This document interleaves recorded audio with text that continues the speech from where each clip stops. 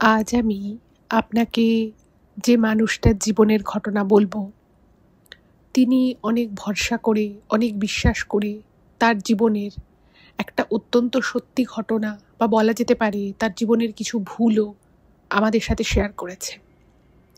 আমি আশা করব আপনারা প্রত্যেকে ঘটনাটা শুনবেন এবং শোনার পরে উনি নিজেই লিখেছেন ইমেলে যে আপনাদের যার যেটা মনে আসবে আমাকে বলতে পারেন। আমি সকলের কমেন্ট পড়ার জন্য একদম মুক্ত মনে আমি তৈরি থাকব।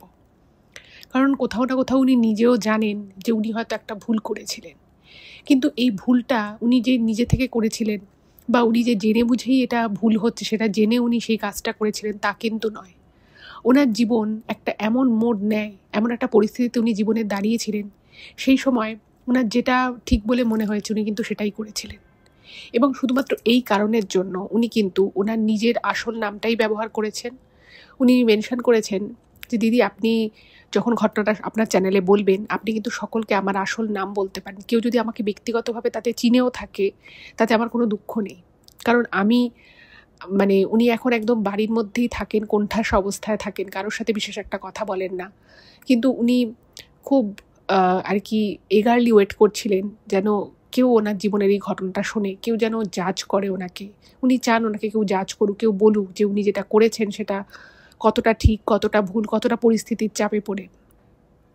তো সেই জন্যই আমি যখন এই ঘটনাটা আপনাদেরকে বলবো তখন কিন্তু আমি ওনার আসল নামটাই বলছি এবং যা যা উনি লিখেছেন, যেভাবে লিখেছেন আমি ঠিক সেইভাবেই আপনাদের সামনে বলছি।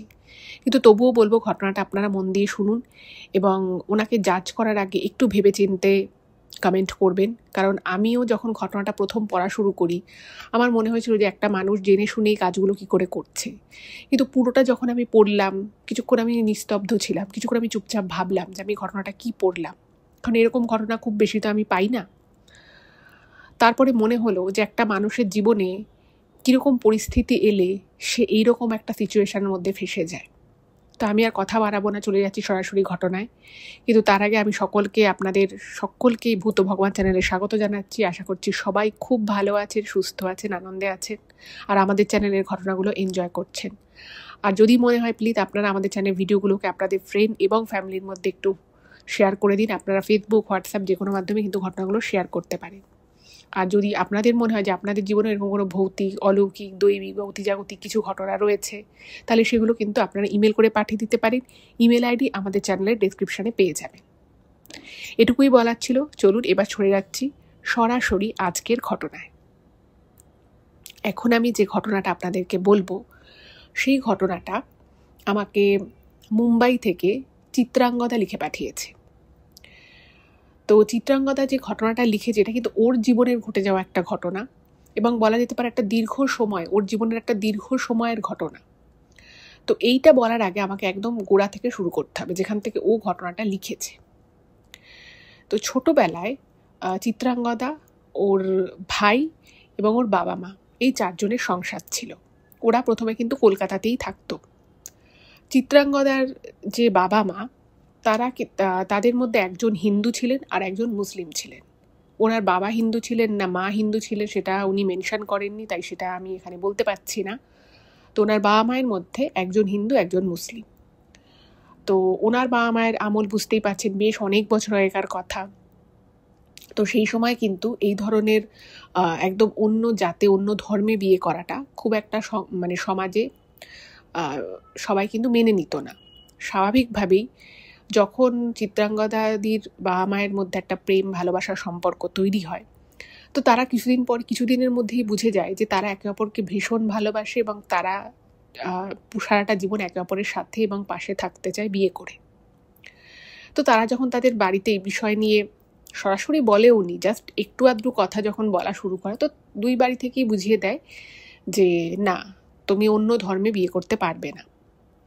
তো এটা নিয়ে প্রচুর অশান্তি হয় এবং তারপরে যখন অশান্তি কোনোভাবেই থামছে না, দুই বাড়ি থেকেই মানছে না, তো তখন এরা দুজনে যখন অ্যাডাল্ট হয় এবং যখন চিত্রাঙ্গদাদির মাও এক জায়গায় চাকরি করতেন, ওনার বাবাও চাকরি করতেন, তো দুজনেই যেহেতু ফিনান্সিয়ালি ইন্ডিপেন্ডেন্ট ছিল, তো ওনারা দুজনেই বাড়ি থেকে বেরিয়ে গিয়ে নিজেরা বিয়ে করে। বন্ধুবান্ধব ছিল, তো তাদের সহায়তায় তারা বিয়ে করে। এবার একটা হিন্দু আর পরিবার একটা মুসলিম পরিবারের মধ্যে না জানিয়ে বিয়ে, তো সেটা নিয়ে বিয়ের পরেও প্রচুর ঝামেলা হয়। কিন্তু ওরা দুজনেই বলে দেয় যে আমরা একে অপরকে যখন করেছি আমরা একে অপরের সাথেই থাকবো, পাশেই থাকবো। আর দুই বাড়ি থেকেই কিন্তু তারে বলে যে ঠিক আছে, তাহলে তোমাদের সাথে আমাদের কোনো যোগাযোগ নেই। তো ছেলের বাড়ি এবং মেয়ের বাড়ি দুই বাড়ি থেকেই তাদের ছেলে মেয়েকে ত্যায্য পুত্র ত্যায্য কন্যা করে দেয়। এইবারে এরা তো নিজেদের সংসার শুরু করলো। যেটা শুধু চিত্রাঙ্গদাদি জানিয়েছে যে ওনার মায়ের যিনি মা আছে, মানে ওনার যে দিদা, সেই দিদা মাঝে মধ্যে লুকিয়ে লুকিয়ে একটা যোগাযোগ রাখতো তার মেয়ের সাথে, ব্যাস ওইটুকুই, আর কিছু না। তো এরপরে ওনারা সংসার শুরু করে। চিত্রাঙ্গদাদি কিছুদিন পরে জন্মায়, তারপরে ওর ভাই জন্মায়, এবং এরপরে ওর বাবা মা ভাবে যে এখানে তো কেউই নেই, আর যেহেতু আত্মীয় স্বজন দুই পরিবারেরই সব কলকাতায়, কিন্তু কেউই খোঁজ খবর নেয় না, কথা বলে না। তো ওরা ভাবলো যে এটা আমাদের ছেলে মেয়েদের উপর একটা খারাপ প্রভাব ফেলতে পারে, বা ওদেরও খারাপ লাগতো কোথাও যে আমরা এখানকারই মানুষ, আমাদের বাবা মায়েরা সেভাবে আমাদের খোঁজ নেয় না, আমাদের আত্মীয় স্বজন আমাদেরকে খোঁজ নেয় না, পারিবারিক অনুষ্ঠান হয় কেউ আমাদের ইনভাইট করে না।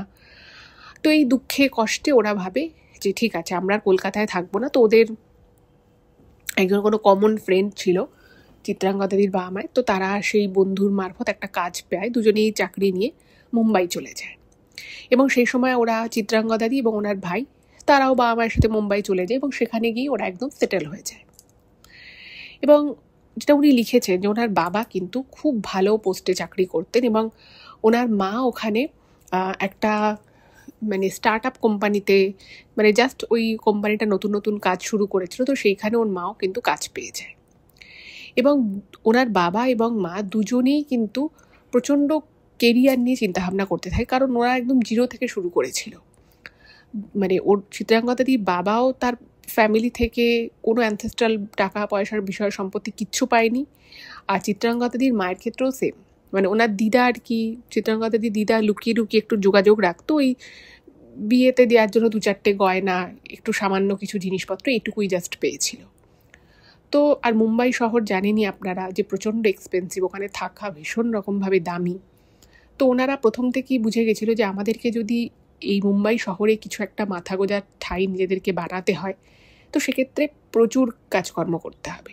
তো দুজনেই মানে ওনার বাবা এবং মা দুজনেই অক্লান্ত পরিশ্রম করতো, যাতে ওখানে অ্যাটলিস্ট একটা ছোট্ট হলেও ফ্ল্যাট, মানে প্রপার সিটির মধ্যে না হলে একটু আউটস্কার্টেও যেন কিনতে পারে।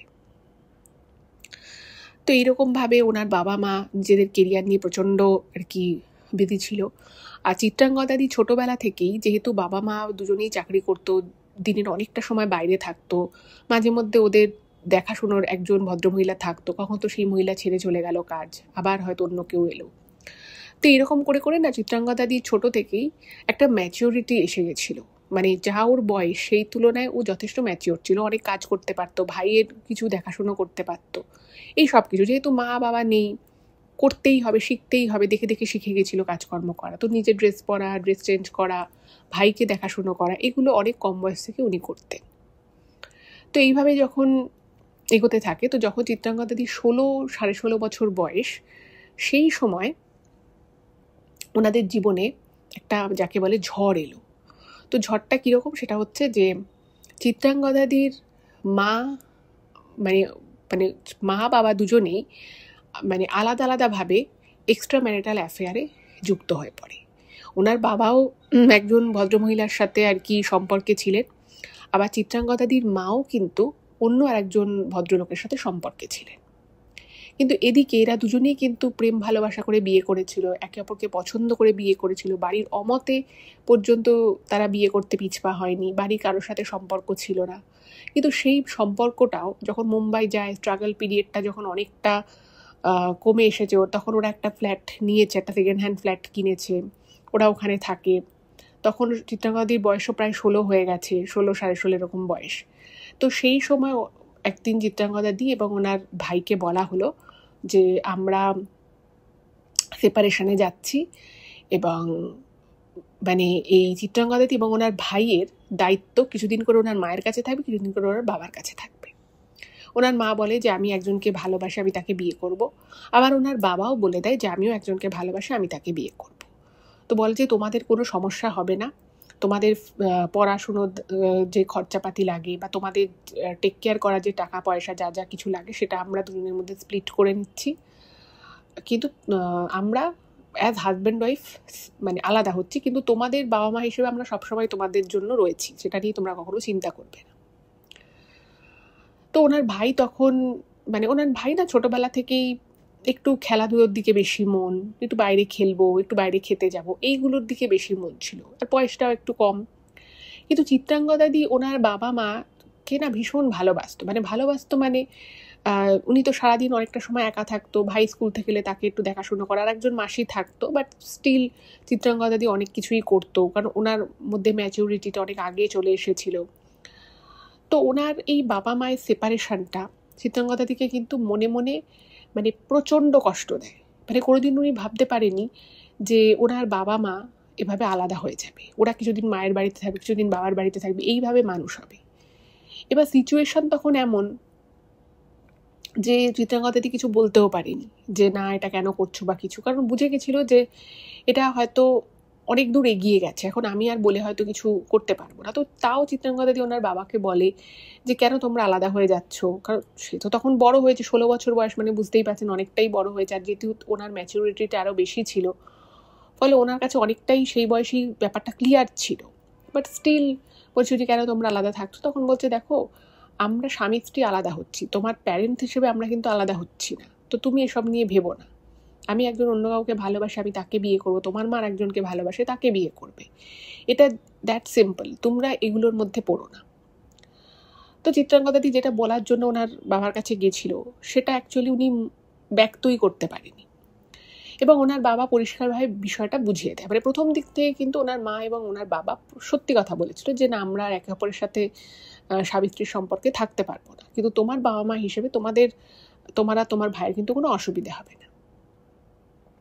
এবার যেটা হলো সেটা হচ্ছে যে ওনার বাবা মায়ের মধ্যে ডিভোর্স হয়ে গেল, এবং ওই বাড়িতে ওনার বাবা ওই ফ্ল্যাটটায়, যে ফ্ল্যাটটা আর কি কেনা হয়েছিল, সেই ফ্ল্যাটে যেহেতু ওনার মাও কিছু টাকা পয়সা দিয়েছিল, তো ডিভোর্সের সময় কিছু টাকা পয়সা আবার ওর বাবা ফেরত দিয়ে দেয় ওর মাকে। তো ওই বাড়িতে চিত্রাঙ্গদাদির বাবা যাকে বিয়ে করেছিল দ্বিতীয় বউ, তাকে নিয়ে থাকতো, আর তার সাথে চিত্রাঙ্গদাদি এবং ওনার ভাই থাকতো। তো আর অন্য একটা বাড়িতে মুম্বাইতেই অন্য একটা বাড়িতে ওনার মা বিয়ে করে গেছিল, তো সেখানে ওনার মা আর তার হাজবেন্ড থাকতো, দ্বিতীয় আর কি স্বামী। আর চিত্রাঙ্গদাদি আর ওনার ভাই কিছুদিন করে এখানে থাকতো, কিছুদিন করে ওনার মায়ের কাছে থাকতো। এবার এই সমস্ত বিষয়টা না চিত্রাঙ্গদাদির মনের মধ্যে প্রচণ্ড প্রভাব পড়েছিল, মানে ওনার ভীষণ খারাপ লাগতো। উনি মানে বারবার ভাবতো যে যদি সব কিছু ঠিক হয়ে যায় একদিন, যদি একদিন আমার বাবা মা একসাথে থাকে, মানে বাচ্চাদের এই যে চাওয়াটা, এটা না খুব পিওর, কারণ তারা তাদের বাবা মাকে ভীষণ রকমভাবে ভালোবাসে, তারা চায় যে তারা তাদের বাবা মায়ের সাথেই থাকুক, বাবা মা একে অপরের সাথে ভালো থাকুক, আনন্দে থাকুক, সুখে থাকুক। তো চিত্রাঙ্গদাদিও সেরকমই ছিল, কিন্তু মানে ওনার আর কি প্রথম মনে হতো যে হয়তো ব্যাপারটা কিছুদিন পরে ঠিক হয়ে যাবে, হয়তো আবার বাবা মা একসাথে থাকবে, তখন তো বয়সটা কম ভাবতো।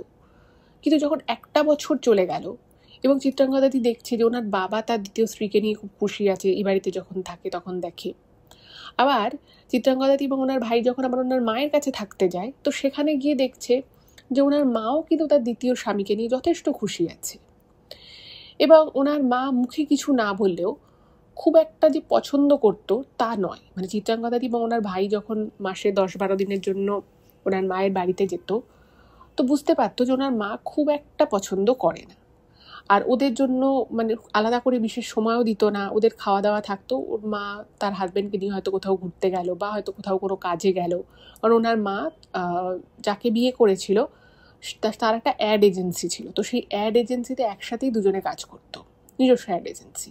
তো ওর মা কী করতো, মানে দিনের অনেকটা সময় বাইরে থাকতো, আর বুঝতে পারতো চিত্রাঙ্গদাদি যে ওনার মা এবং ওনার যে সৎ বাবা সে খুব একটা পছন্দ করছে না। তো যখন উনি আস্তে আস্তে একটু বড় হয়ে গেল, তো তখন চিত্রাঙ্গদাদি ভাবতো যে না আমি আর ওই বাড়িতে বেশি দিন যাব না, তো যেতে চাইতো না উনি, আর ওনার ভাই তো ছোট ছিল তাও যেত। এবার আস্তে আস্তে যখন চিত্রাঙ্গদাদি আর একটু বড় হতে থাকে, যখন কলেজ শুরু হয়ে গেছে, তো তখন উনি মনে মনে ঠিক করে নেয় যে আমি আর কিছুদিন বাড়িতে থাকবো, মানে ওনার বাবার বাড়িতে, বলতে তারপরে আমি বাড়ি ছেড়ে দেবো, আমি একা থাকবো, ভাইকে নিয়ে একা থাকবো, বা ভাই যদি থাকতে চায় থাকবে, আমি আর ওই বাড়িতে থাকবো না, কারণ সবসময়ই না একটা পর পর ফিল হতো, মানে যেহেতু ওনার সৎমা ওই বাড়িতে থাকছে ওনার বাবার সাথে, তো তার ব্যবহার খুব খারাপ না হলেও খুব ভালোও যে ছিল তা নয়। সে খুব একটা কথা বলতো না, একটা ইগনোর করতো, মানে ওর বাবার সাথে হট করে কথা বলতে গেলে বিরক্ত হতো। এটা কিন্তু চিত্রাঙ্গদাদি বুঝতে পারতো। তো উনি মনে মনে ভেবে নিয়েছিল যে আমি আর খুব বেশি দিন ওই বাড়িতে থাকবো না, কলেজটা কোনো রকমের শেষ হতে না হতেই আমি ওর একটা কাজে চাকরিতে ঢুকে পড়বো এবং আমি নিজের মতো থাকবো।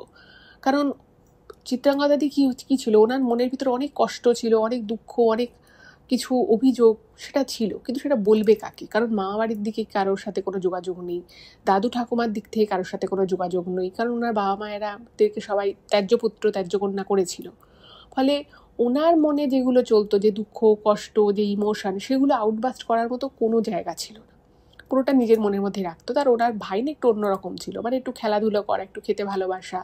তো ভাইয়ের সাথে আর এগুলো নিয়ে কী আলোচনা করবে, মানে ভাইয়ের সাথেও যেগুলো নিয়ে বলে দুটো মন হালকা করবে সেই অবকাশটুকুও কিন্তু চিত্রাঙ্গদাদির ছিল না। তো এরকমভাবেই যখন কলেজের ফাইনাল ইয়ার, তো সেই সময় চিত্রাঙ্গদাদির সাথে একটি ছেলের পরিচয় হয়। তো যে ছেলেটির সাথে আলাপ হয় সেই ছেলেটি চিত্রাঙ্গদাদির থেকে বয়সে প্রায় 8 বছরটা বড় ছিল, 7-8 বছর এরকম বড় ছিল, এবং ছেলেটা সেই সময় একটা চাকরি করতো, ঠিক আছে। তো চাকরি করতে এবং তার সাথে সাথে ছেলেটার নিজস্ব একটা ছোট বিজনেস ছিল। তো সেই ছেলেটির সাথে কলেজ যাওয়ার পথেই আর কি দেখা সাক্ষাৎ হয়, তো গল্প হয়। তো ছেলেটাকে না মানে চিত্রাঙ্গদাদি ভীষণ ভালোবেসে ফেলে, মানে ওর মনে হয় যে হ্যাঁ, এবার আমার জীবনেও কেউ এসেছে যার সাথে আমি গল্প করতে পারি, যার সাথে আমি অনেক কথা বলতে পারি, যার সাথে আমি আমার মনের সমস্তটা শেয়ার করতে পারি। তো ও জীবনে মনে হলো যেন একজনকে পেলো, যাকে ও মানে বহুদিন থেকে চাইছিল, এরকম একটা ব্যাপার। এবার ছেলেটি তো যেহেতু চিত্রাঙ্গদাদির থেকে বয়স অনেকটাই বড় ছিল, তো তার ম্যাচুরিটি লেভেলও বেশি ছিল, তো সেটা সব শুনতো। এবং শোনার পরে চিত্রাঙ্গদাদিকে বলে যে একটা কাজ করো, তোমার যখন ওই বাড়িতে ভালো লাগে না, তো তুমি তোমার পরীক্ষাটা হয়ে যাক, তারপরে কিন্তু তুমি আমার সাথে থাকতে পারো। তো এইটা শুনে চিত্রাঙ্গদাদির না মানে মনে হয় যে মানে আমার মনের কথাটা মনে হয় যেন ভগবানই শুনে নিয়েছে। কারণ চিত্রাঙ্গদাদি কিন্তু মানে মন থেকে একদম চাইতো না বাড়িতে থাকতে, মানে উনি ওনার মায়ের বাড়ি গিয়ে থাকা তো বন্ধ অনেকদিন আগেই করে দিয়েছিল, গেলে যা দেখা করে চলে আসতো।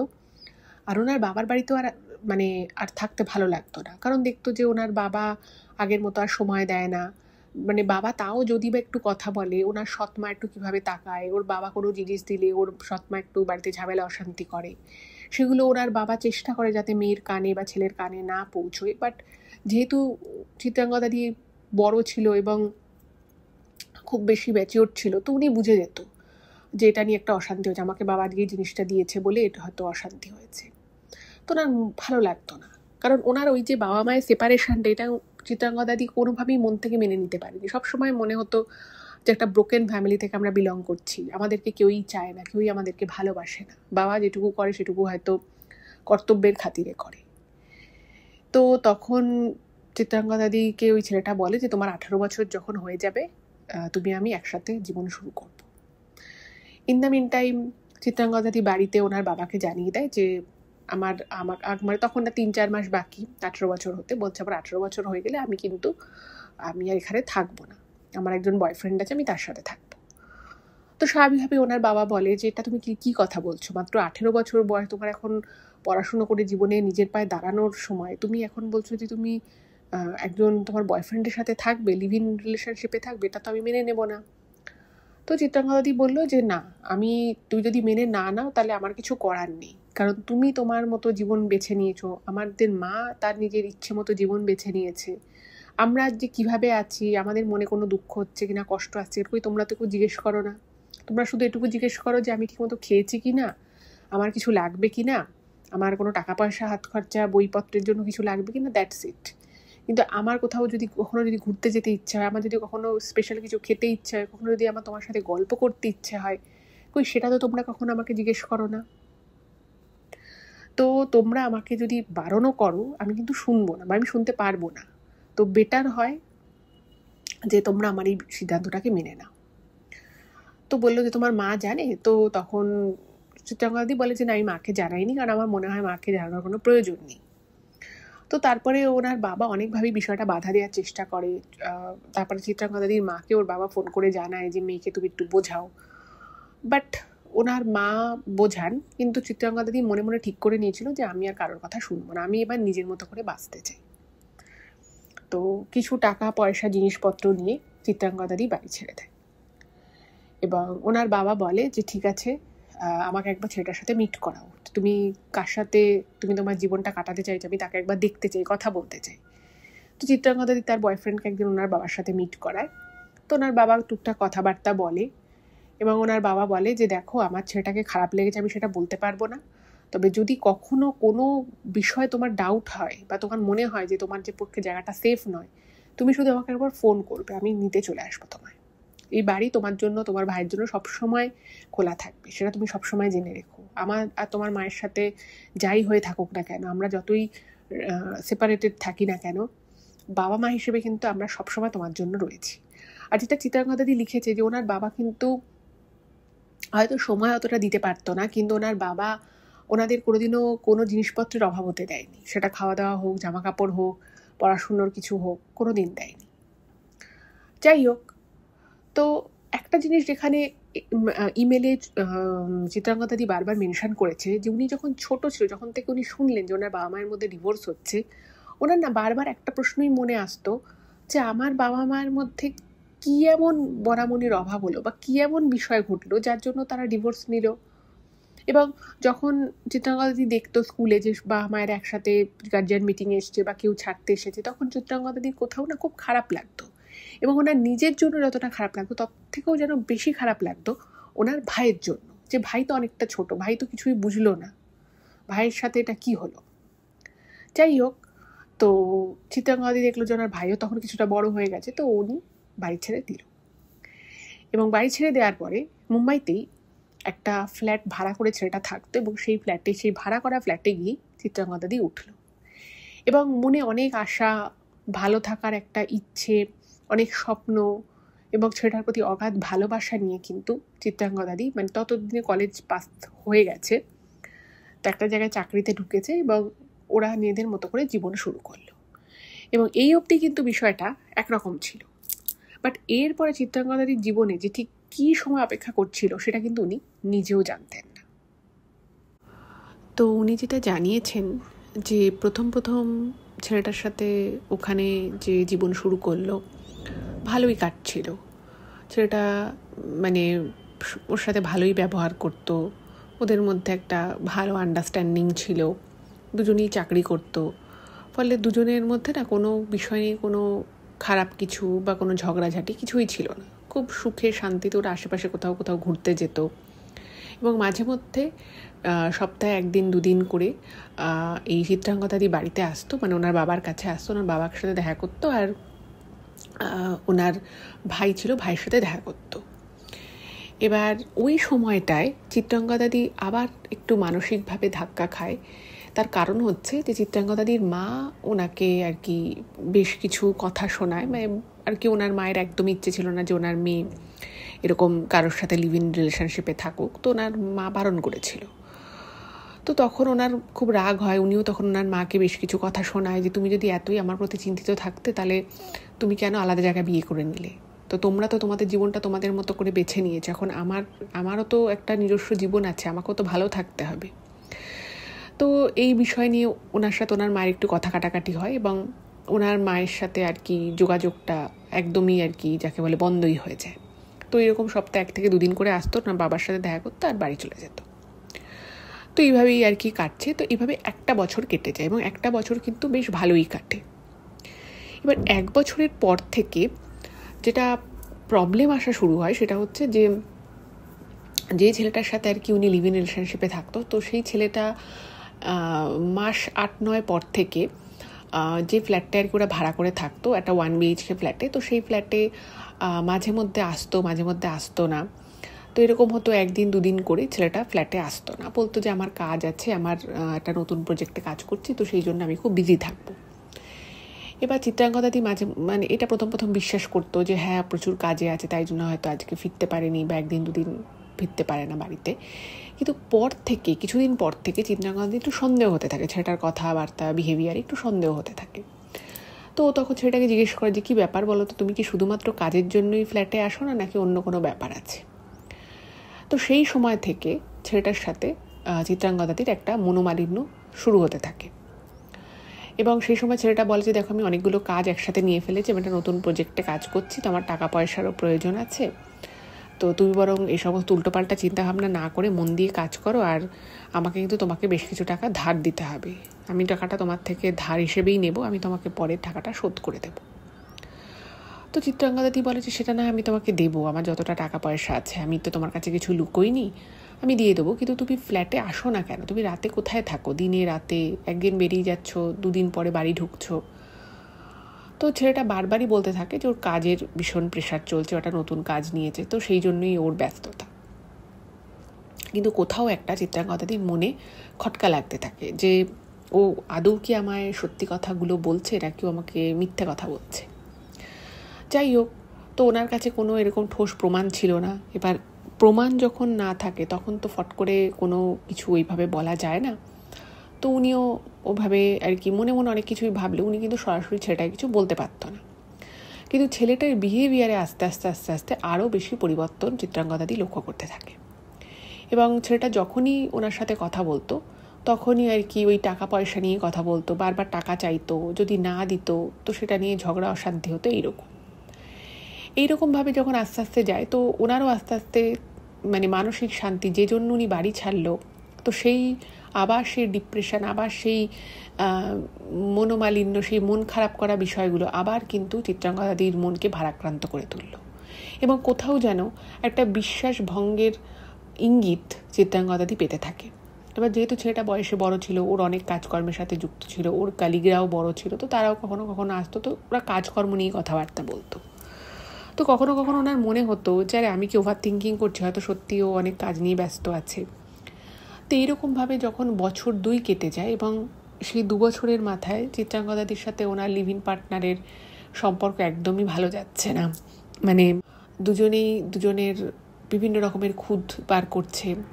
চিত্রাঙ্গদাদি হয়তো চাইছে যে ছেলেটাকে একটু সময় দিক, ওকে নিয়ে কোথাও ঘুরতে যাক, সেখানেও আর কি ছেলেটা ইচ্ছে করছে না, মানে ও বলছে না দেখো আমার সময় নেই, আমার এখন হবে না, এরকম। তো এর মাঝখানে চিত্রাঙ্গদাদি যখন ছেলেটাকে বলে যে ঠিক আছে দেখো, আমাদের মধ্যে অনেক ভুল বোঝাবুঝি বাড়ছে, তুমিও কাজের প্রতি অনেক বিজি হয়ে পড়েছো, তো দেখো আমি তো তোমার কাছে এসেছিলাম আমি একটু মানসিক শান্তির জন্য, তো আমি সেটাই পাচ্ছি না, তো এই সমস্যার সমাধানের জন্য আমাদের কাছে একটাই পথ খোলা আছে, আমরা বিয়ে করে নিই।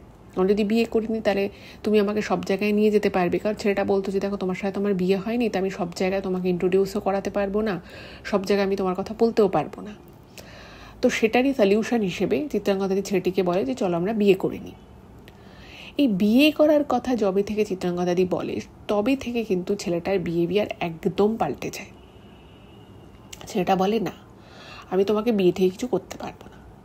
স্বাভাবিকভাবে ওনার খুব খারাপ লাগে, বলছে যে কেন তুমি বিয়ে করতে পারবে না? বলছে না, আমি এখন বিয়ে আমার পক্ষে করা সম্ভব নয়। তো উনি বলে যে দেখো, আমি তোমাকে বিয়ে করতে বলছি মানে খুব ল্যাভিশ একটা ওয়েডিং হবে, প্রচুর খরচাপাতি করে বিয়ে করা, সেরকম কিছু নয়। আমরা এখনও একসাথেই রয়েছি, তখনও একসাথেই থাকবো, জাস্ট আমাদের অ্যাটলিস্ট একটা ছোট করে একটা এনগেজমেন্ট করে, একটা রেজিস্ট্রি করে আমরা বিয়ে করে নিই, তাহলেও হবে। তো অনেকভাবে ছেলেটাকে বোঝায়, অনেকভাবে ছেলেটাকে কনভিন্স করার চেষ্টা করে। ছেলেটা বলে ঠিক আছে দেখছি, পরের মাসে দেখবো, তারপরের মাসে দেখবো, এরকম করে ছেলেটা ঘোরাতে থাকে। এবং যত ছেলেটা এরকম করতে থাকে, চিত্রাঙ্গদাদি তত বেশি করে বুঝতে পারে যে কিছু একটা ব্যাপার আছে।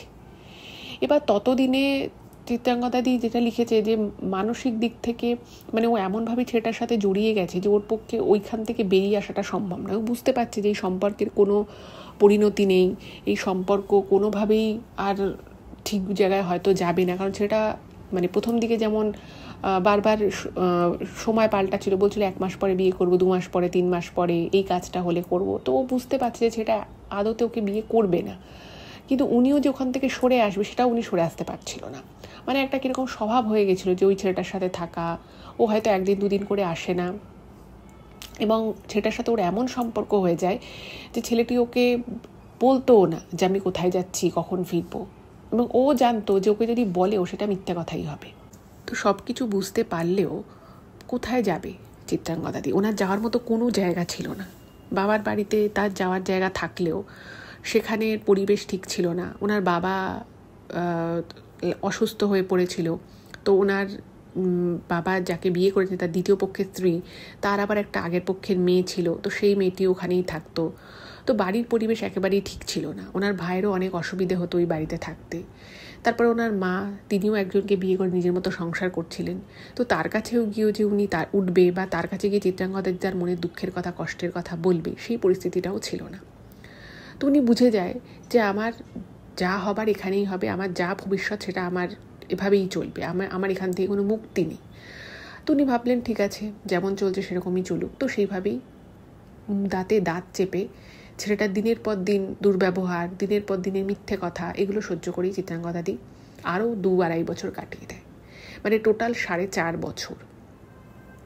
এবং ছেলেটা যখন মানে বুঝতে পারে যে চিত্রাঙ্গদাদি ওকে খুব ভালোবাসে, ওকে ছেড়ে যাবে না, তো ছেলেটা ওর থেকে টাকা পয়সা নেওয়া, তারপরে ওকে বিভিন্ন রকমভাবে কথা শোনানো, এগুলো প্রবলভাবে করতে থাকে। এবং ছেলেটার বিহেভিয়ারে চিত্রাঙ্গদাদি পরিষ্কার বুঝতে পারে যে ছেলেটা চাইছে যে এত বাজে ব্যবহার ছেলেটা ওর সাথে করবে যে চিত্রাঙ্গদাদি নিজে থেকেই ছেলেটার জীবন থেকে চলে যাবে। কিন্তু ও যে ছেড়ে যাবে না সেটা উনি বারবার কথায় কথায় ছেলেটাকে বলতো যে দেখো, আমি কিন্তু, তুমি যতই আমার সাথে খারাপ ব্যবহার করো, যতই তুমি আমাকে মিথ্যে কথা বলো, আমি কিন্তু তোমাকে ছেড়ে যাব না, কারণ আমার তোমাকে ছেড়ে যাওয়ার মতো আর কোনো জায়গাই নেই, আমি কেন তোমায় ছেড়ে যাব। তো তখন একদিন ছেলেটা বলে যে ঠিক আছে, তুমি যখন আমায় ছেড়ে যেতে চাইছো না, তাহলে আমি যা যা করবো, যেভাবে আমার জীবন আমি চালাবো, তোমাকে সেটা মেনে নিতে হবে। এবং এই বলে ছেলেটা ওকে বলে যে দেখো, আমি 8-9 মাস হয়েছে একটি মেয়েকে বিয়ে করেছি, মানে তাকে একদম লিগালি আর কি বিয়ে করেছে, রেজিস্ট্রি করে। বলছে আমি একজনকে বিয়ে করেছি, তো মানে আমি তাকে একটা অন্য জায়গায় রেখেছি, কিন্তু আমার পক্ষে তো দুটো সংসার টানা সম্ভব নয়, তো আমি ওই মেয়েটিকে এখানে আনবো। তো তুমি যদি এটা মেনে নিতে পারো তাহলে তুমি আমার সাথে থাকো, নাহলে তোমাকে আমার সাথে থাকতে হবে না।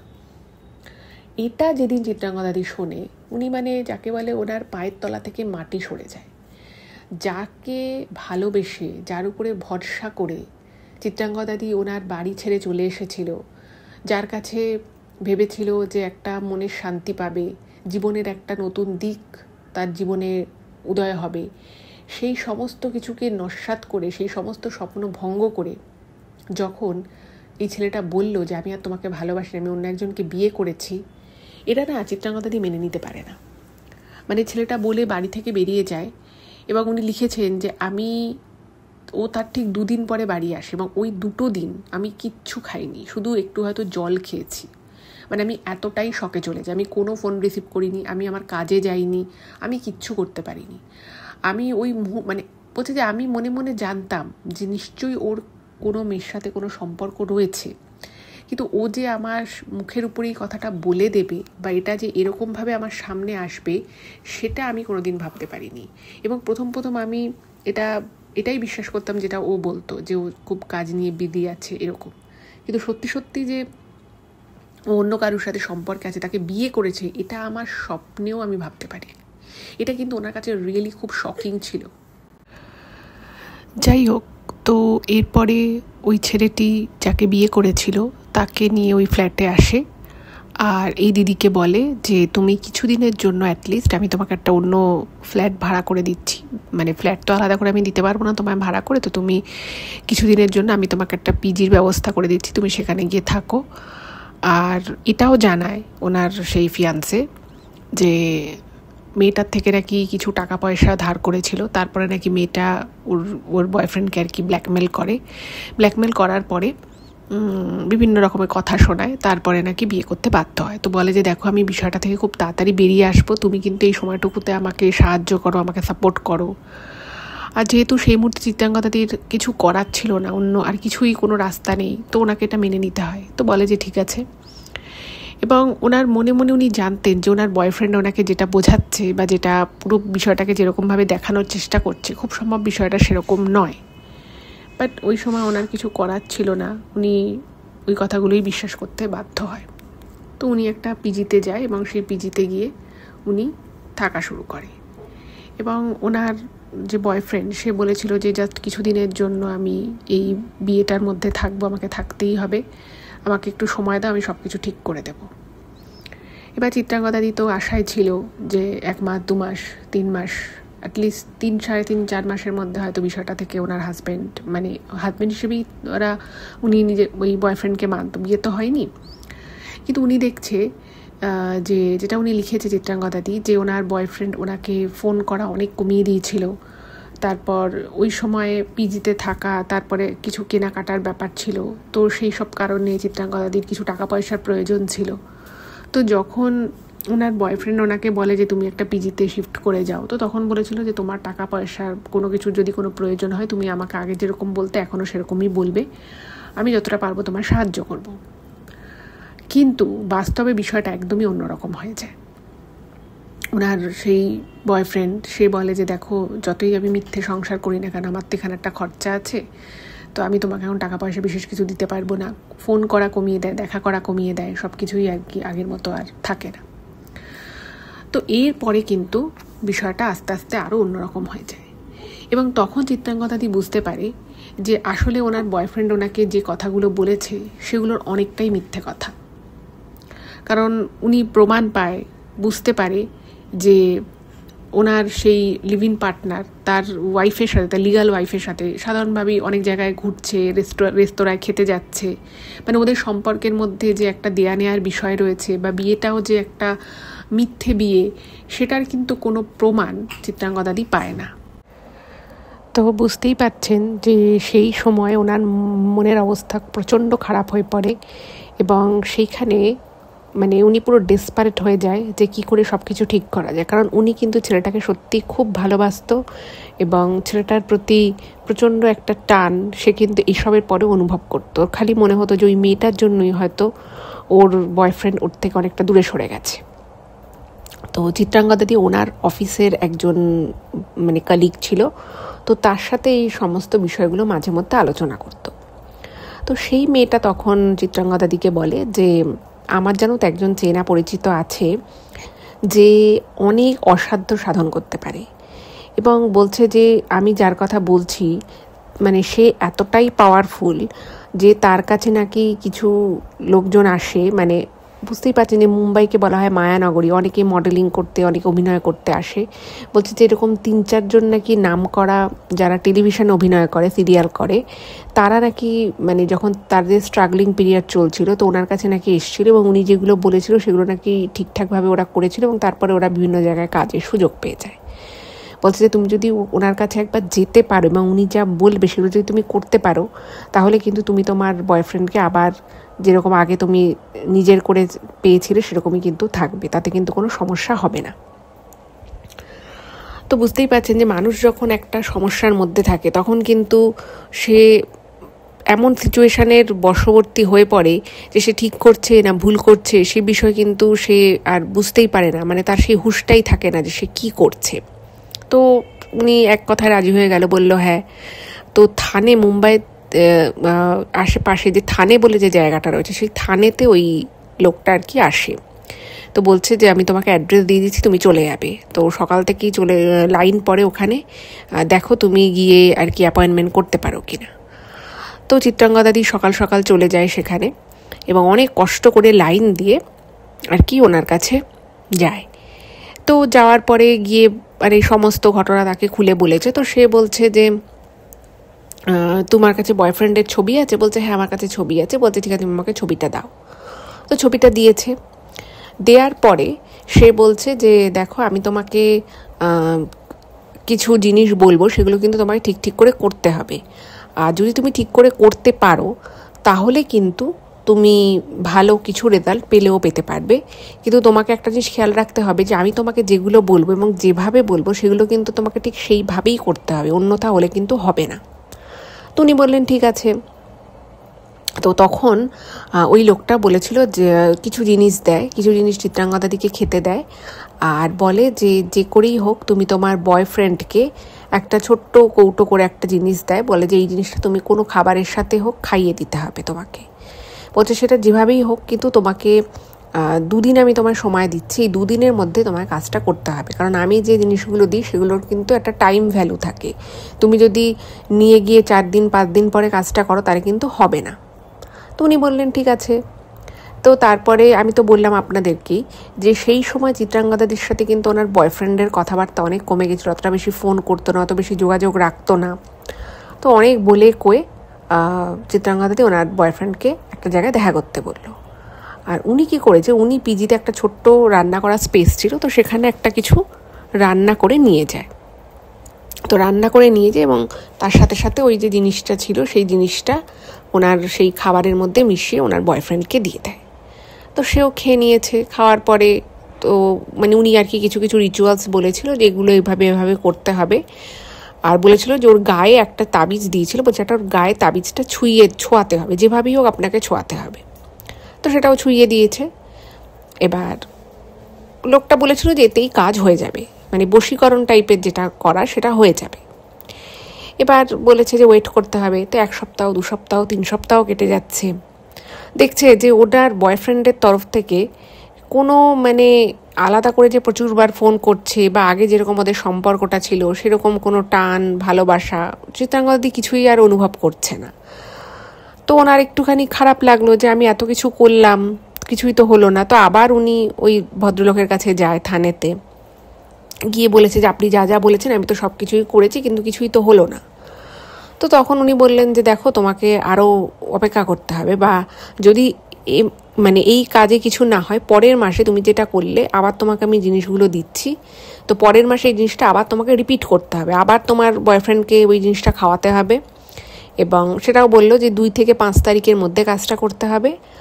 আর এই যে একটা জিনিস দিচ্ছি সেটা তোমার বয়ফ্রেন্ডের মাথায় ছোঁয়াতে হবে, একটা তাবিজ মতো। তো উনি তো সেটা নিয়ে চলে এসছে। তো সেটা করেও দেখা গেল কিছুই ফল লাভ হলো না। এদিকে চিত্রাঙ্গদাদি বারবার তার বয়ফ্রেন্ডকে বলছে যে কী ব্যাপার, তুমি বলেছিলে যে এই বিয়েটা তুমি বাধ্য হয়ে করেছো, কিন্তু আমি খবর পাচ্ছি তুমি বিভিন্ন জায়গায় ঘুরছো ফিরছো, রেস্তোরাঁয় খেতে যাচ্ছ।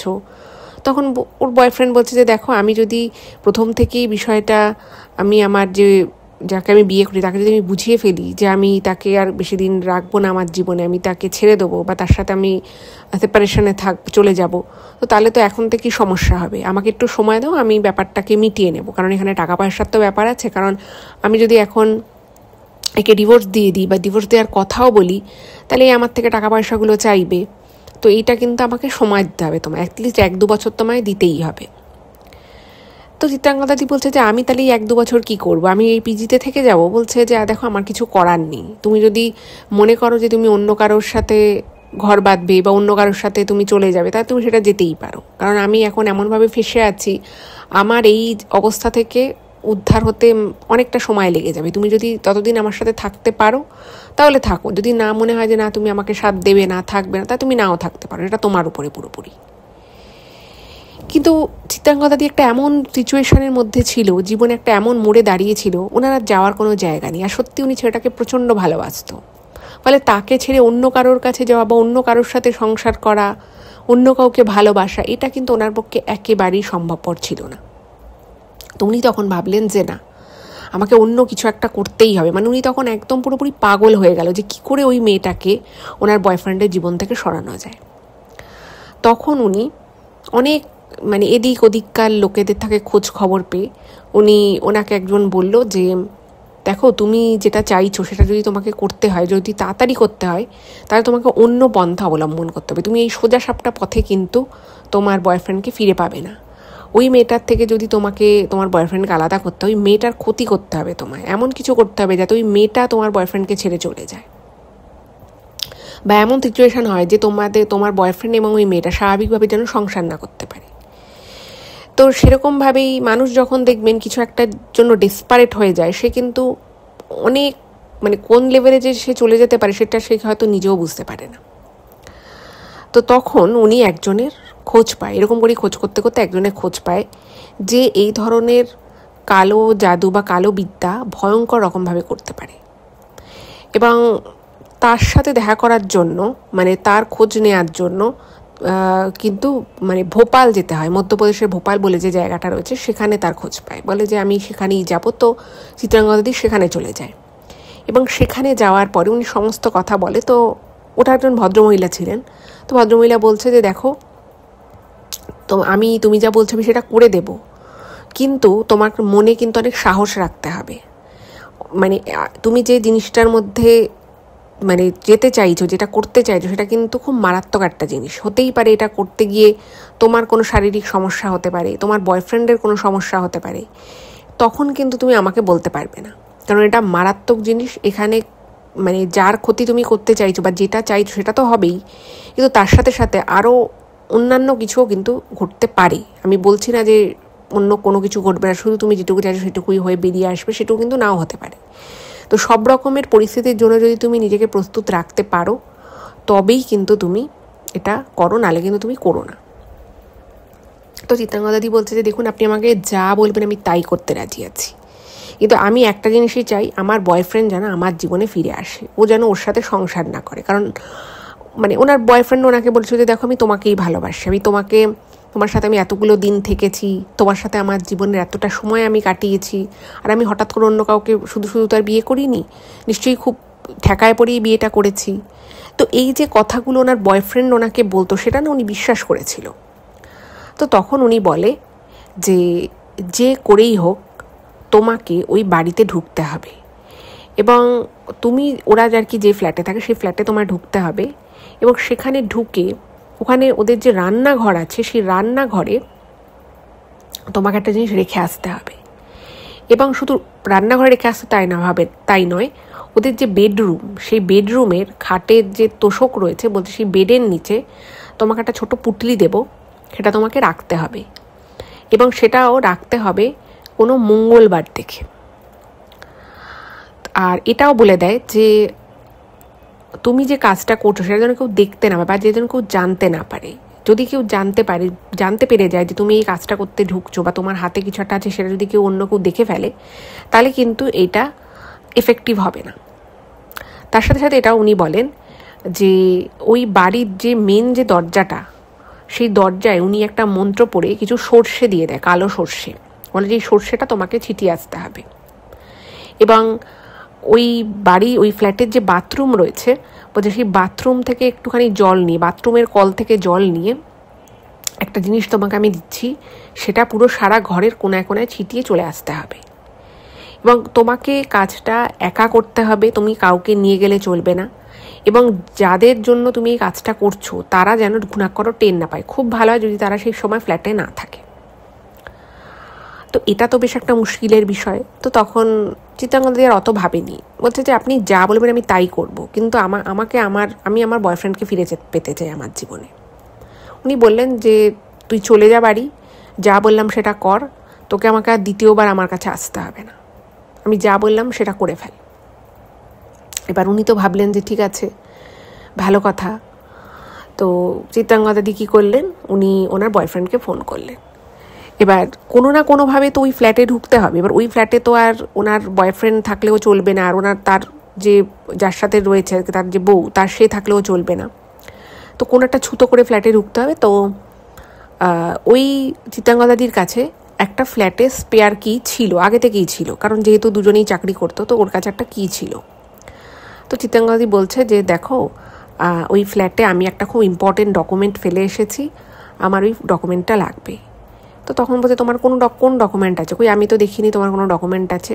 তখন বলছে না, আমার একটা জিনিস আছে, তো তুমি বলো যে তোমরা কখন বাড়িতে থাকবে না, তোমরা যে সময় বাড়িতে থাকবে না আমি সেই সময় ফ্ল্যাটে ঢুকে জিনিসটা নিয়ে আসবো। তো ওনার বয়ফ্রেন্ড বলছে দেখো, তুমি এখন এই মুহূর্তে যদি ফ্ল্যাটে আসো একটা গন্ডগোল হয়ে যেতে পারে, তো তুমি 2 দিন ওয়েট করে যাও, কোথায় কী রেখেছো বলো, আমি নিয়ে এসে তোমাকে দিয়ে দেবো। তো উনি বলছেন না, আমি গিয়ে নিয়ে আসবো। তো অনেক কষ্ট করে উনি আর কি ম্যানেজ করে, ওনার বয়ফ্রেন্ডকে বলে যে ঠিক আছে, তুমি চিন্তা করো না, আমি যাবো 5 মিনিটে গিয়ে ওটা নিয়ে চলে আসবো, কোথাও কেউ দেখতেও পাবে না, কোথাও কোনো অসুবিধা হবে না, তুমি অত চিন্তা করো না। তো ওনার বয়ফ্রেন্ড বললো ঠিক আছে, আমরা অমুক সময় অমুক দিন বেরোবো। তো তখন বলছে না, আমাকে ওই দিনেই যেতে হবে, ওই দিনের যে কোনো টাইম, কারণ মঙ্গলবার বলেছে করতে হবে। তো বললো ঠিক আছে, আমি প্ল্যান করে, আমাদের প্ল্যান ছিল না বেরোনো, তো ঠিক আছে তাহলে আমি 2 ঘন্টার জন্য বেরোবো, তুমি কিন্তু যত তাড়াতাড়ি সম্ভব এসে কাজটা করে বেরিয়ে যাবে। তো বলছে হ্যাঁ আমার 5 মিনিট লাগবে, তুমি চিন্তা করো না, কেউ কিছু টেরও পাবে না, কিছু না। তো এই সুযোগে চিত্রাঙ্গদাদি ওই ফ্ল্যাটে ঢোকে, এবং ওই ভদ্রমহিলা ঠিক যেভাবে যে কাজগুলো করতে বলেছিল উনি কিন্তু ঠিক সেইভাবেই কাজগুলো করেন। এইবারে কাজগুলো করে উনি চলে আসে। এবার তারপর থেকে চিত্রাঙ্গদাদি মানে বিশেষ একটা আর কন্ট্যাক্ট করছে না, মানে নিজে থেকে আর ফোন করছে না আর বয়ফ্রেন্ডকে, কিন্তু মনে মনে ভাবছে যে আজ না হয়তো কাল, কাল না হয়তো পরশু হয়তো কোনো খবর পাবো, হয়তো ফোন করবে। তো যথারীতি 10 দিন নাগাদ, 10 দিনের মাথায় আর কি ওনার বয়ফ্রেন্ড ফোন করে বলে যে ওনার যে ওয়াইফ আর কি, তো সে নাকি প্রচণ্ড অসুস্থ হয়ে গেছে এবং তাকে হসপিটালে ভর্তি করতে হয়েছে। আর তার সাথে এটাও জানায় যে ভদ্রলোকের নিজেরও শরীর খুব খারাপ। তো তখন বলছে চিত্রাঙ্গদাদি যে তাহলে এটাই তো সুযোগ, তাহলে তুমি যে বলেছিলে যে টাকা পয়সার ব্যাপারটা মীমাংসা করে ডিভোর্স দেবে, তো তাহলে এটাই তো সময়, তাহলে ডিভোর্স দিয়ে নাও। তো তখন মানে ওনার হাজব্যান্ড আর কি, ওই ভদ্রমহিলার হাজব্যান্ড, ওনার বয়ফ্রেন্ড চিত্রাঙ্গদাদি, সে না খুব মানে একটা বাজে রকমের রিয়্যাক্ট করে। সে বলছে যে দাঁড়াও, আমি এখনই অসুস্থ, একে হসপিটালাইজ করেছি, এখনই আমি কী করে একে ডিভোর্সের কথা বলবে? এর বাড়ির লোক আসছে, তারা যদি শোনে যে আমি এখন এই মুহূর্তে ডিভোর্সের কথা বলছি, তাহলে তো বিশাল ব্যাপার হয়ে যাবে। তো তখন না মানে চিত্রাঙ্গদাদির মানে প্রচণ্ড নাকি রাগ হয়ে যায়। তো বলছে যে তুমি এতদিন থেকে আমাকে ঘোরাচ্ছ, তুমি আমার সাথে এতদিন লিভ-ইন সম্পর্কে ছিলে, তারপরে তুমি এখন আবার একে বিয়ে করেছো, এখনই অসুস্থ হয়ে গেছে, এখনও বলছো তুমি একে ডিভোর্স দেওয়া যাবে না, তাহলে কি তুমি আমার সাথে ইয়ার্কি মারছো? মানে এইসব বলে নানান কথাবার্তা হয়, ঝগড়াঝাটি হয়। এবং এইটা বলতে গিয়ে ওই মাথা গরম হয়ে গেছিলো। তো মাথা গরমের মাথায় উনি একটা কাজ করে ফেলেন। চিত্রাঙ্গদাদি বলে ফেলে যে আমি তোমাদের ওই ফ্ল্যাটে গিয়ে যা করে এসেছি, এরপরে কিন্তু তোমাদের সুস্থ থাকা বা তোমাদের ভালো থাকা, সংসার করা, সেটা কিন্তু এমনিতেও হবে না, অমনিতেও হবে না। তুমি আমার সাথে যেরকম প্রতারণা করেছো, তার ফল কিন্তু তোমায় ভোগ করতে হবে। এখনও সময় আছে, তুমি আমার কাছে ফিরে এসো একে ডিভোর্স দিয়ে। এবার দেখুন, ওই যে ভদ্রমহিলার কাছে গেছিল, সে কিন্তু বলে দিয়েছিল যে এই বিষয় নিয়ে কাউকে কোনো কথা বলা যাবে না। বাট জিনিসটা কাজ করছে এটা দেখে শুরু করি চিত্রাঙ্গদাদির মনে মাথায় কোথাও একটা না কনফিডেন্স চলে আসে, ভাবে যে আমি এখন এই কথাটা বলতেই পারি। তো ভুলবশত এই কথাটা উনি বলে ফেলেন। এবার যে মুহূর্তে উনি এই কথাটা বলেছে, সেই মুহূর্তে ওনার হাজব্যান্ড বলছে, কি বললে তুমি কথাটা, তুমি এখানে এসছিলে এই কারণে? বলছে হ্যাঁ, আমি এই জন্যই এসেছিলাম। আর সেই দিন ওনার খুব মাথা গরম হয়ে গেছে, আর একদম মানে পুরো ডেসপারেট হয়ে গেছিল উনি। তো তখন বলছে যে তুমি কি করেছো বলে যাও। তখন বলছে না, আমি সেটা বলবো না, কিন্তু আমি এমন কাজ করেছি তাতে তোমাদের কিন্তু সুখে থাকা কোনো দিনই হবে না। তুমি আমাকে মিথ্যে কথা বলেছো, আমার সাথে প্রতারণা করেছো, এটা কিন্তু তুমি ঠিক করোনি। তো তারপর ওদের মধ্যে খুব ঝগড়াঝাটি হয়, ফোন রেখে দেওয়া হয়। এবার এই ব্যাপারটা মিটে যাওয়ার পরে তখন ওনার মনে হয়, যারা আমাকে তো এই ভদ্রমহিলা বলেছিল যে এই কথাগুলো কাউকে বলা যাবে না। এবার সত্যি কথা বলতে যেটা উনি লিখেছেন, যে উনি লিখেছেন যে আমি নিজেও জানি না আমি কেন সেদিন ঝগড়াঝাটির মাথায় কথাগুলো বলে ফেললাম।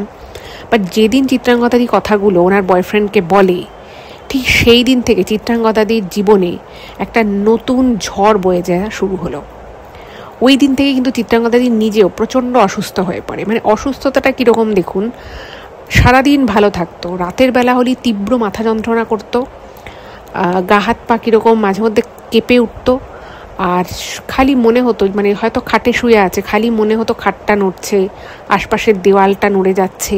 এবং যেহেতু উনি পিজিতে থাকতো, পিজিতে তো আরও লোকজন থাকে, তো চিত্রাঙ্গদাদি দেখছে কারোর কোনো সমস্যা হচ্ছে না। মানে ওনার না প্রথম দিন যখন এটা হয় তখন মনে হয় যে যেন ভূমিকম্প হচ্ছে। তো বাকিদেরকে জিজ্ঞেস করেছে, তারা বলছে না এরকম তো কিছু আমি ফিল করিনি, কীরকম তো কিছু নয়। মানে বারবার ওনার মনে হতো যেন মাথাটা ঘুরছে, চোখের সামনে যেন সব কিছু দুলছে, ভূমিকম্প হলে যেরকম থরথর করে কাঁপে সেরকম মনে হচ্ছে থরথর করে সব কিছু কাঁপছে।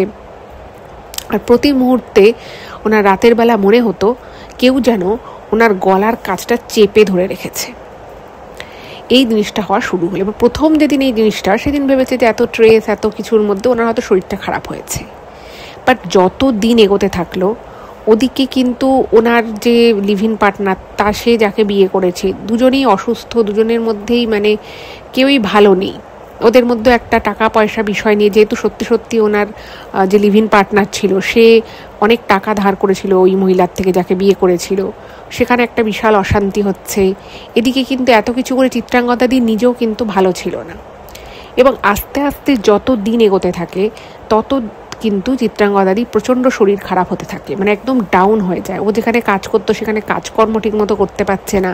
মানে দিনের বেলা হয়তো সেরকম শরীর খারাপ থাকতো না, কিন্তু যেহেতু সারা রাত ঘুম হতো না, সারা রাত শরীর খারাপ থাকতো, তার একটা রেশ কিন্তু দিনের বেলাতেও ওনার শরীরে থাকতো। ফলে কাজকর্মের প্রতি একটা বিশাল মানে একটা ল্যাগ চলে এলো। তো এরকম যখন প্রচণ্ড খারাপ অবস্থা, এদিকে উনি বারবার ফোন করতো ওনার বয়ফ্রেন্ডকে, মানে সে বলছে যে সে মানে বারবার বলতো যে তুমি কি করেছো, আমার নিজের ক্ষতি হতো, তাহলে কি তুমি আমারও ক্ষতি করেছো? তো সেই বিষয়ে কিছু বলতো না। এবার উনি ভাবলো যে না, এভাবে তো হবে না, তো আমাকে আবার ওই ভদ্রমহিলার কাছে যেতে হবে। এবার তখন তো ওনার শরীর খারাপ, আর ওই ভদ্রমহিলা মুম্বাইতে বা মহারাষ্ট্রে বসতো, উনি বসতো ভোপালে, মধ্যপ্রদেশে।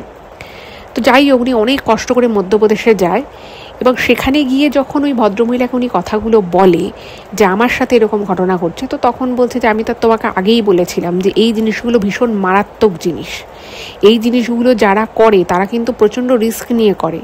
এবং উনি বলে যে তুমি আমার কাছে এসছো ঠিকই, কিন্তু আমি এইখানে বসেই বুঝতে পেরেছিলাম যে তুমি একটা ভুল করেছো, এবং আমি তার জন্য একটা বিশেষ কাজও করেছি। তো সেই জন্য হয়তো তোমার এখনও কোনো বড়সড় ক্ষতি হয়নি, বাট যে কোনো মুহূর্তে কিন্তু তোমার জীবনে একটা বিপদ আসতে পারে, তুমি কিন্তু খুব সাবধানে থাকো। তখন বলছে যে দেখুন আমি কি করব, তাহলে আমি তো আমার ভালোবাসা মানুষটাকে ফিরে পাওয়ার জন্য এত কিছু করলাম।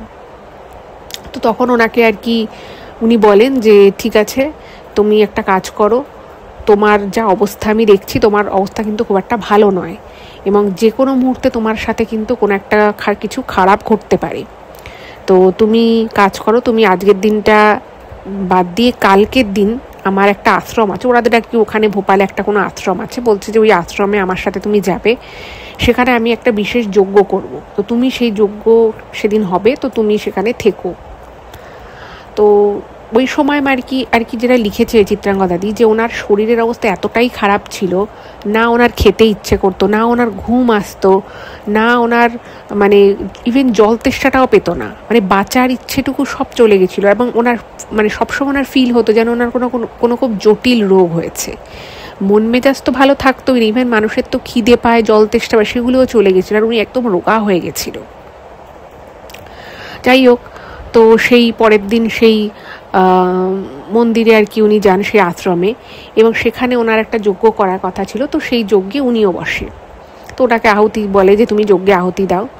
তো ওই সমস্ত কিছু করে ঠোরে তখন ওই মহিলা ওনাকে বলেছিল যে আমি মানে তোমার যা দেখেছিলাম, তোমার মাথার উপর একটা বিশাল বিপদ ছিল, আমি সেই বিপদটা কাটিয়ে দিলাম, কিন্তু তুমি একটু সাবধানে থেকো, আর তুমি যে বিষয়টার জন্য, যাকে পাওয়ার জন্য তুমি এইটা করলে, সে কিন্তু তোমাকে আজকে নতুন বলি না, তোমাকে দীর্ঘদিন থেকেই প্রতারণা করে আসছে তোমার সাথে, তোমাকে দীর্ঘদিন থেকেই ঠকিয়ে আসছে, তুমি বাকি জীবনটা এর সাথে কাটিয়ে কি করবে।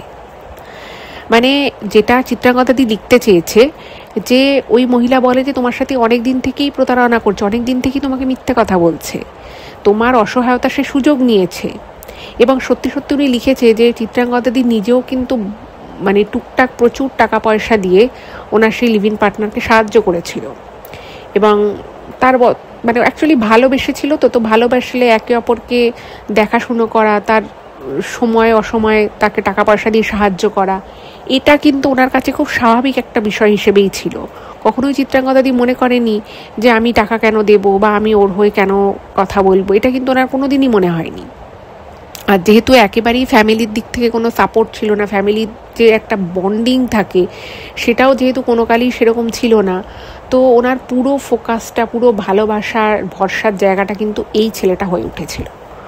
তো ওই মহিলাই তখন বলে যে দেখো আমি এসব কাজ তো করি না, কিন্তু তুমি আমাকে এমনভাবে এসে বলেছিলে, আমি সেই জন্য এই কাজটা করতে বাধ্য হয়েছিলাম, কিন্তু আমি তোমাকে বলছি তুমি নতুন করে বাঁচো, নাহলে কিন্তু তুমি আজকে যা পরিস্থিতিতে আছো, আজ থেকে 10 বছর পরেও কিন্তু তুমি হয়তো এর থেকেও খারাপ পরিস্থিতিতে থাকতে পারো। আর তুমি যার পিছনে ছুটছো, যাকে তুমি পাওয়ার চেষ্টা করছো, সে তো অলরেডি একজনকে বিয়ে করে সংসার করছে, তুমি কেন তাকে আবার তার সংসার থেকে ভাঙিয়ে নিজের কাছে আনতে যাবে? যদি সে ভালো করে সংসার করতে চায়, করুক না, তুমি যদি তাকে ভাঙিয়ে নিজের কাছে নিয়েও আসো, তুমি বেশি দিন তাকে টেনে রাখতে পারবে না, কারণ মানুষের চরিত্র তো তুমি বদলাতে পারবে না, ও অনেক দিন থেকেই তোমার সাথে প্রতারণা করছে। তো ওই মহিলাই তখন আবার ওনাকে বলে যে তুমি তোমার মায়ের কাছে একবার যাও, তুমি এখান থেকে ফিরে তুমি একবার তোমার মায়ের কাছে দাও, তোমার মায়ের তোমাকে খুব প্রয়োজন। তো তখন বলছে, কেন মায়ের আমাকে কেন প্রয়োজন হবে? বলছে যে আমি অত কথা তোমায় বলতে পারবো না, তবে তুমি যদি আমার কথা শোনো তাহলে আমি বলবো তুমি তোমার মায়ের কাছে যাও। তো চিত্রাঙ্গদাদির মনে ওনার মায়ের প্রতি একটা অভিমান ছিল, একটা দুঃখ, কষ্ট, রাগ সবই ছিল, কিন্তু কোথাও উনি নিজের মাকেও খুব ভালোবাসতেন। হয়তো সেই ভালোবাসার প্রকাশ সেভাবে উনি করতে পারতেন না, যেহেতু ওনার মা অনেক আগেই একজনকে বিয়ে করেছিলেন, তো সেটা ওনার একটা দুঃখ কষ্টের কারণ ছিল। তো তারপরেও যেহেতু উনি ওনার মায়ের নামে কথাটা শুনলেন, তো উনি ওখান থেকে ফিরে সোজা ওনার মায়ের কাছে গেলেন। তো ওখানে গিয়ে দেখলেন যে ওনার মায়ের ভীষণ শরীর খারাপ, আর ওনার মা যাকে বিয়ে করে দ্বিতীয়বার সংসার পেতেছিলেন তিনি সেই মুহূর্তে আর ওখানে থাকেও না, মানে ডিভোর্স হয়নি, কিন্তু তাদের মধ্যে আর সেরকম যোগাযোগও নেই। আর সেই বিষয়ে চিত্রাঙ্গদাদি কিছুই জানতো না। তো উনি ওনার মায়ের এই অবস্থায় তো খুবই খারাপ লাগে ওনার। তো ওনার মা বলে যে আমি আর এখানে থাকতে পারছি না। তো তারপরে চিত্রাঙ্গদাদি বলে যে ঠিক আছে মা, তাহলে তুমি আর আমি একসাথেই থাকবো, আমিও তো একা তুমিও একা। তো তারপর থেকে চিত্রাঙ্গদাদি আর ওনার মা একসাথেই মুম্বাইতে আর নয়, তারপরে অনেকটা কিছুটা দূরে ওনারা একটা কাজ নেয়। তারপরে চিত্রাঙ্গদাদিও একটা অন্য কাজ পায়, সেই কাজটা পুরোটাই ওয়ার্ক ফ্রম হোম। তো সেই জন্য ওরা অনেকটা আউটস্কার্টে একটা ফ্ল্যাট নিয়ে, প্রথমে ওনারা ভাড়া থাকতেন, রিসেন্ট ওনারা ফ্ল্যাটটা কিনেছেন, একটা সেকেন্ড হ্যান্ড ছোট্ট ফ্ল্যাট। তো সেখানে মোটামুটি আছে, এখন ঠিকঠাকই আছে। কিন্তু ওনার আজকের দিনে মানে উনি আর তারপর থেকে বিয়েও করেনি, কিছুই না, কিন্তু ওনার খুব খারাপ লাগে এটা ভেবে যে উনি একটা সময় মানে একটা বিশাল বড় একটা ভুল ডিসিশন নিয়েছিলেন। প্রথম ভুল ডিসিশন ছিল যে ওনার একজনের সাথে এইভাবে লিভ ইন সম্পর্কে থাকা, তারপরে তাকে পাওয়ার জন্য মানে তার সংসারের জন্য ক্ষতি করা। মানে উনি বলছেন যে আমি মানে এটা যে কেন করলাম আমি নিজেও জানি না, আমি জানি আমি ভুল করেছি, হয়তো সেই জন্যই নতুন করে আর দ্বিতীয়বার সংসার করব সত্যিকারের বিয়ে করে, যেরকম একটা মেয়ের স্বপ্ন থাকে, সেটা হয়তো মনের কোণে কোথাও ইচ্ছে থাকার সত্ত্বেও নিজের কৃতকর্মের জন্য হয়তো আমি আর করতে পারছি না, বা সেই মনটা আমার হয়তো নেই। বর্তমানে ওনার বয়স উনি লিখেছেন যে 36, খুব মানে একেবারেই যে বিয়ের বয়স মানে পেরিয়ে গেছে তা তো বলা যায় না, বাট তবুও নাকি ওনার আর ইচ্ছে নেই। তো উনি ওনার নিজের কর্মের জন্য অত্যন্ত লজ্জিত বোধ করেন। বাট আমার যেটা মনে হয় যে উনি যেটা করেছেন সেটা সম্পূর্ণটাই পরিস্থিতির পরিপ্রেক্ষিতে করেছেন। উনি হয়তো সত্যি মানুষ হিসেবে মন হিসেবে ওনার যথেষ্ট ভালো একজন মন, না হলে উনি হয়তো এই রিয়ালাইজেশনটাও করতেন না।